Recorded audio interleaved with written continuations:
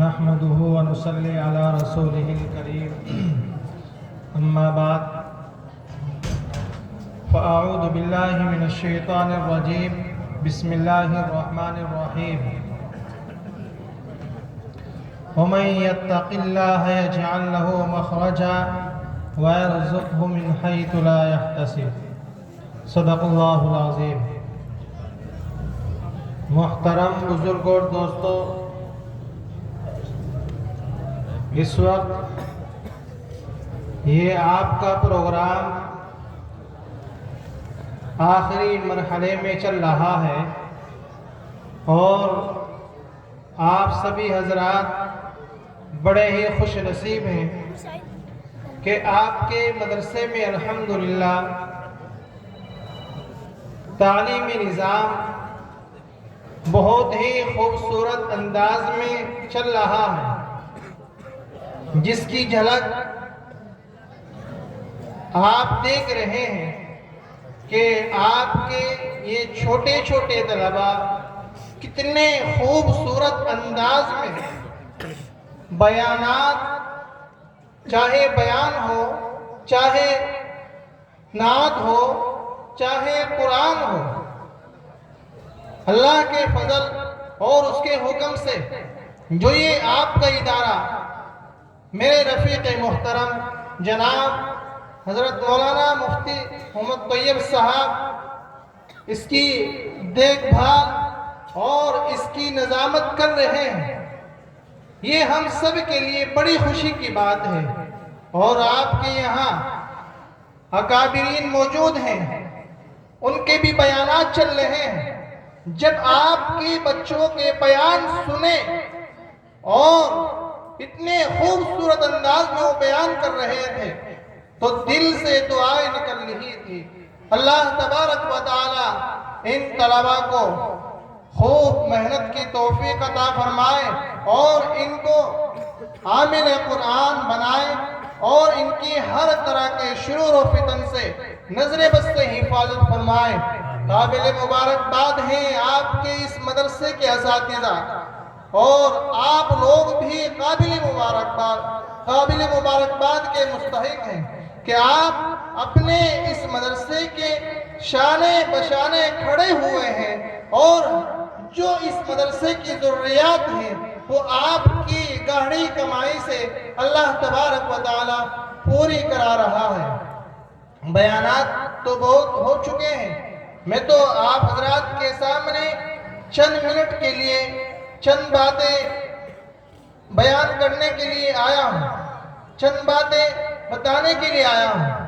جیسا کہ آج تمام لوگ تجارت میں گھسے ہوئے ہیں، کوئی کسی طریقے سے تجارت کر رہا ہے، کوئی کسی طریقے سے کر رہا ہے، ہم لوگ پیسوں کے پیچھے بھاگ رہے ہیں، نہ ہمیں حلال کی تمیز ہوتی ہے نہ ہمیں حرام کی تمیز ہوتی ہے۔ بہت سارے ہمارے لوگ مالدار بننے کے لیے، کوٹھیاں بنانے کے لیے، اپنی آخرت خراب کرنے کے لیے اور اپنی گاڑی خریدنے کے لیے اپنی آخرت خراب کر رہے ہیں، وہ نمبر 2 کا کاروبار کر رہے ہیں۔ جیسا کہ ابھی چند منٹ پہلے، تقریباً 1 گھنٹہ پہلے میرے عزیز محترم مولانا محمد اطہر صاحب نے آپ کو آگاہ کیا تھا، آپ کو بتایا تھا کہ ہمارے نوجوان، ہمارے بڑے، ہمارے چھوٹے نشے کے کاروبار میں ملوث ہیں۔ بڑے اس لیے ملوث ہیں کہ بڑے لوگ جانتے ہیں کہ یہ کام ہماری آخرت خراب کرنے والا ہے، ہماری جانوں کی جان لینے والا ہے اور ہمیں دنیا کے اندر ذلیل کرنے والا ہے۔ اس کے بعد بھی ہم اس کے پیچھے بھاگ رہے ہیں اور ہم ان نوجوانوں کی پشت پناہی کر رہے ہیں، ان کو سہارا دے رہے ہیں۔ آج جو لوگ اس کام کو کر رہے ہیں وہ کان کھول کر سنیں، آنے والے وقت میں وہ دن دور نہیں کہ یہ بیماری، یہ مرض ہمارے گھروں میں آئے گا۔ یہ تو اللہ کے نبی سرکار دو عالم صلی اللہ علیہ وسلم کا بھی فرمان ہے۔ آپ فرماتے ہیں جو آدمی किसी के लिए बुरा सोचता है तो उसके लिए खुद बुरा होता है। जैसे हमारे बड़े लोग मिसाल देते हैं, अगर कोई किसी के लिए गड्ढा खोदता है तो खाई उसके लिए तैयार होती है। इसलिए हम सभी ने जो हमारे अकाबिरीन हमारे सामने बयानात करेंगे और हमारे चंद लोगों ने, चंद उलमाए किराम ने हमारे सामने बयान किया है, और ये छोटे छोटे तलबा हमें चीख चीख कर हमें बता रहे हैं कि हमारे लिए ये काम जायज़ है और ये काम नाजायज़ है। इसलिए हम जो तिजारत करते हैं, हमें अल्लाह और उसके रसूल सल्लल्लाहु अलैहि वसल्लम के जो फरमान हैं उनको सामने रखकर तिजारत करनी चाहिए। हमारा यकीन और हमारा गुमान ये होता जा रहा है कि अगर हम हराम कमाई से कोशिश नहीं करेंगे तो हमारा कारोबार नहीं बढ़ेगा। ये हमारी सोच बिल्कुल गलत है। अल्लाह तबारक व तआला हर इंसान को रोजी देने वाला है, हर जानवर को, जानदार को हर जगह रोजी देने वाला है। दो बुजुर्ग गुजरे हैं, हजरत मौलाना हजरत शेख बल्खी रहमतुल्लाह अलैह और हजरत इब्राहिम इब्न अदहम रहमतुल्लाह अलैह, दोनों दोस्त थे। हजरत शेख बल्खी रहमतुल्लाह अलैह ने तिजारत की नियत से सफर का इरादा किया और हजरत इब्राहिम इब्न अदहम रहमतुल्लाह अलैह से इजाजत चाही कि मैं तिजारत के लिए जा रहा हूँ, मैं सफर में निकल रहा हूँ, मुझे कई महीने में वह मेरी वापसी होगी, कई महीने के बाद मैं वापस आऊंगा, इसलिए आप मेरे लिए, मेरी तिजारत के लिए और मैं जो सफर कर रहा हूँ उसके लिए दुआ करें। अल्लाह तबारक व तआला मेरे सफर को भी और मेरी तिजारत को भी, मैं जिस मकसद के लिए निकल रहा हूँ उसमें कामयाबी अता फरमाए। वो हजरत शेख बल्खी रहमतुल्लाह अलैह सफर के लिए निकल जाते हैं। पहले ये सवारी नहीं थी, ये गाड़ियां नहीं थी, वो पैदल जा रहे थे। तो किसी बयाबान जंगल के अंदर उन्होंने अपना पड़ाव डाला। वहां पर पड़ाव डालने के बाद वहां सफाई करते हैं और अपना नमाज पढ़ते हैं, अपने दीन के काम करते हैं और वहां ठहरने की नियत से चंद घंटे के लिए लेट जाते हैं।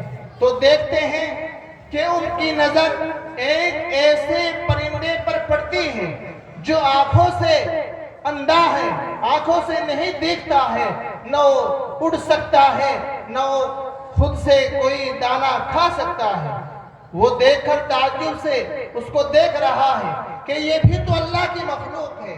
अल्लाह तबारक व तआला इस मखलूक को किस तरह रोजी पहुंचाता है। तो वो देख रहे हैं तो एक परिंदा अपनी चोंच में दबाए कोई चीज लेकर आता है, कोई उसके लिए खाने के लिए कोई सामान लेकर आता है और वो उस परिंदे के सामने लाकर उसको छोड़ देता है। वो जो अंधा परिंदा, नाबिना परिंदा था, वो उसको चुग लेता है। फिर दोबारा वो परिंदा जाता है, फिर आता है, फिर जाता है। तो उसने 3 बार या 4 बार ये अमल किया। वो उसके लिए कोई खाने की चीज ला रहा था और वो अंधा परिंदा उसको खा रहा था। तो हजरत शेख बल्खी रहमतुल्लाह अलैह बड़े ताज्जुब के साथ ये वाक़या देख रहे थे और उनके दिल के अंदर ये ताज्जुब, ये चीज पैदा हुई कि जब अल्लाह तबारक व तआला बिना कुछ किए हमें रोजी पहुंचाने पर कादिर है, तो क्या मैं तिजारत में जा रहा हूँ, मैं सफर में जा रहा हूँ। तो उन्होंने ये वाक़या देखकर अपने सफर को मुलतवी कर दिया है। वो वापस वहीं से अपने घर की तरफ लौट जाते हैं। जब हजरत इब्राहिम अदहम रहमतुल्लाह अलैह ने हजरत शेख बल्खी रहमतुल्लाह अलैह को देखा तो उनसे पूछा, क्या बात हुई, आप वापस क्यों आ गए हैं? आप तो 2-3 महीने के लिए सफर के इरादे से निकले थे, आप तो जल्दी वापस आ गए हैं। तो कहते हैं कि मैंने एक अजीब व गरीब वाक़या देखा है। एक नाबिना परिंदा था और वहां पर बयाबान जंगल में था, न उसके पास कोई आला था, न उसको दिखता था, न उड़ सकता था। अल्लाह तबारक व तआला ने उसके लिए वहां भी रोजी का इंतजाम कर दिया है। तो मैं इस वाक़ये से वो मुताजिब होकर मैं वापस आ गया हूँ। تو وہ کہتے ہیں یہ کوئی بڑی بات نہیں ہے، آپ ایسا کیوں بنتے ہیں کہ آپ کو کوئی کھلائے اور آپ کھائے؟ آپ ایسا بنو جیسا اس پرندے نے اس نابینے کی خدمت کی ہے اور اس کے لیے دانے کا انتظام اللہ تبارک و تعالیٰ نے کرایا ہے۔ آپ اپنے ہاتھوں کو مضبوط کرو، آپ خود محنت کرو، آپ خود کوشش کرو۔ آپ اگر اس کے لیے کوشش کریں گے، آپ اس کے لیے فکر کریں گے تو اللہ تبارک و تعالیٰ ہمارے مال میں بھی، ہماری جان میں بھی برکت عطا فرمائیں گے۔ میرے عزیز اور دوستو، ہمیں ان برائیوں سے بچنا ہوگا اور ہر طرح سے ان سے ہمیں دور رہنا ہوگا۔ جب ہم اپنے بچوں سے حلال روزی کی کمائی سے کھلائیں گے تو ہمارے بچے عالم بنیں گے، ہمارے بچے حافظ قرآن بنیں گے، اور ہمیں اس کا فائدہ جب ہم مر جائیں گے تب ہم ملے گا۔ اس لیے ہمیں اپنے بچوں کے اوپر زیادہ فکر کرنی ہوگی۔ آج ہم دوسرے خرافات میں پیسے خرچ کرتے ہیں، جب ہمارے یہاں شادیاں ہوتی ہیں تو ہم اس میں پٹاخوں میں، ڈھول بازوں میں پیسہ خرچ کرتے ہیں۔ میری آپ سے یہ گزارش ہے کہ آپ وہاں پر پیسہ نہ خرچ کر کے ان چھوٹے چھوٹے معصوم بچوں پر پیسہ خرچ کریں، ان کو عالم دین بنائیں، ان کو ڈاکٹر بنائیں، ان کو انجینئر بنائیں، تو یہی بچے آپ کی آنکھوں کی ٹھنڈک بنیں گے اور آپ کو دنیا کے اندر بھی سکون پہنچائیں گے اور آخرت کے اندر بھی آپ کو ان بچوں کے ذریعے سے سکون پہنچے گا۔ اللہ تبارک و تعالی مجھے بھی اور آپ کو بھی ان چند باتوں پر عمل کرنے کی توفیق عطا فرمائے۔ وما علینا الا البلاغ المبین۔ انشاءاللہ ہم سب عہد